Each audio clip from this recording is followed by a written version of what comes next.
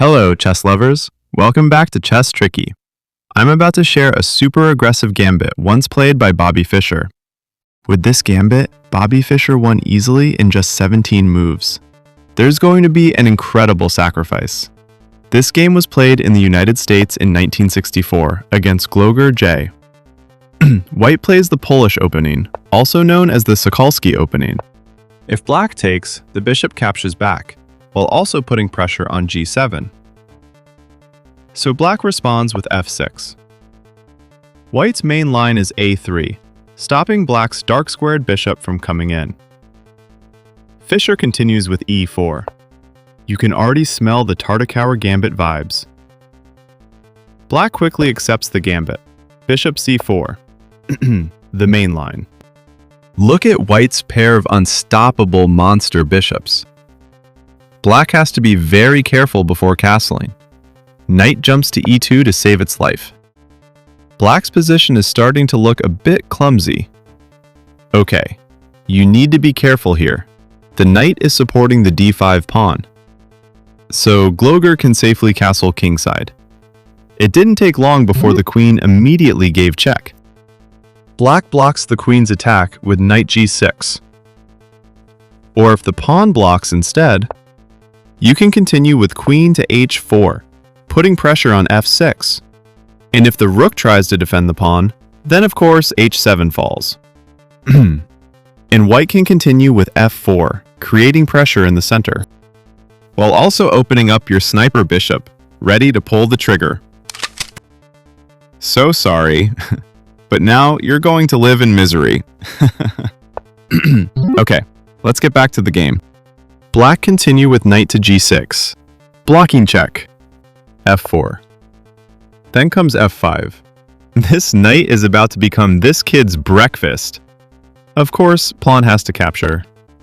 Knight to f3, and white is one step away from castling. At the same time, the knight could jump to h4, putting serious pressure on g6. White needs to pay attention to this. Knight c6. Knight b c3. Bishop takes. Because if the bishop doesn't capture, the knight will jump right back to the juicy d5 square. f4 will be secured, and the knight will soon be doomed. Okay, after bishop takes. d6, opening the way for the light-squared bishop to develop. What would you play here? Okay, Fischer applies more pressure with knight to h4. After pawn takes, that rook will soon be yours. Here, black responds with knight to e2, protecting the knight. But the engine actually prefers queen to e2 here. The idea is that if knight takes knight, the queen can capture the pawn with check, and then win the knight. Black can keep the position balanced here. Okay, let's go back. After knight h4, there's no queen to e7 move here. Black plays knight to e7 instead, connecting the knights. Knight f5. Then comes knight takes g7. If knight or bishop takes knight, pawn captures back, and this knight will be lost. So, king f8, defending g7 while also breaking the pin. Please feel free to pause the video. What would you play here? Fischer castles kingside. This is the second best move. Here, the top move is... Then it captures the knight, roasting both the king and the queen. If knight takes... Queen f7! Mate! And bishop also attacks the pawn, creating a threat against king and rook. If white responds bishop takes knight, then the pawn recaptures and attacks the knight. If knight f5... Bishop takes. Then castle short. White is clearly winning here, with an advantage of plus 4.8. And another option is pawn takes bishop. Then you continue with the queen moving to h6, giving check, followed by the pawn check-beating the knight. Next, castling, and suddenly the queen's rook is sitting on an open file, and that's getting really dangerous. Okay, we go back. But what if the bishop avoids taking the knight? and instead the pawn ends up capturing the bishop. White has a way to respond to the queen coming to h6 with check. Only moves. Give another check. If king f8, knight goes to e6, check, and it's also hitting the queen. Or knight jumps to h6, revealing a discovered check. And the king comes back. Knight takes f6, mate. So in any variation, white still wins, even if the king tries to escape the danger. Queen check. Black has two options. If pawn blocks, another check, king moves, and checkmate in 3 moves. Queen c3, king b6, rook b1, then queen a3, mate. Or, what if the king moves up? Bishop check. It's checkmate similar to before, starting with rook to b1 and ending with queen to a3. Checkmate. Same idea if the king goes to c5. Queen to c3, checkmate. Or if the knight decides to capture the bishop, pawn takes and check. King b6, rook b1, same as before. So, king takes, queen gives check, and wherever the king moves, you are winning here.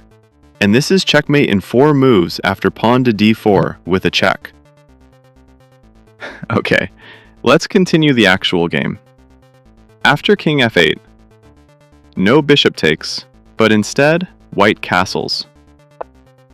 To keep the game going, the correct move here is pawn to d5. White can respond with bishop to b3, the best move. It's very unfortunate that black didn't find this move. Continue with queen to e8. Last question, what would you play here? Fischer plays a star move! A mate in 1 threat, bishop takes pawn, game over. Bishop is sharp and dangerous because queen to h6 is checkmate. So, bishop takes knight. Pawn recaptures. The knight doesn't react to the pawn's threat, instead choosing to push pawn to d5. Because if this knight moves, say to e5, we don't need to react with the queen. Just continue with bishop takes pawn, check. King must recapture. Queen g5, if king moves. Yes! Mate! So, knight has to block. Pawn gives a check. King f8, then queen h6, delivering checkmate! Okay, we go back. After takes. No knight jumps. D-pawn to d5. The bishop is frozen. Pawn takes knight. Pawn takes bishop. Queen check. Only move. After pawn g7, black resign. Rook is definitely going to be lost.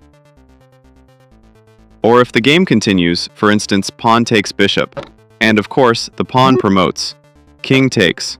Queen captures and gives check at the same time. King comes back. This knight will be our dinner. It can't escape or jump because it's already tied down. This pawn will also fall soon. Clearly, white is dominant and ahead in both material and position. A very clever performance by Bobby Fischer in the Tartakower Gambit, with 94% accuracy. Black resigned on move 17 after the pawn advanced to g7. Alright, Chess Tricky, that's it for today. A really aggressive game from 1964. Hope you enjoyed it and found it inspiring. Take care, stay happy, and I'll see you in the next video. Thanks for watching.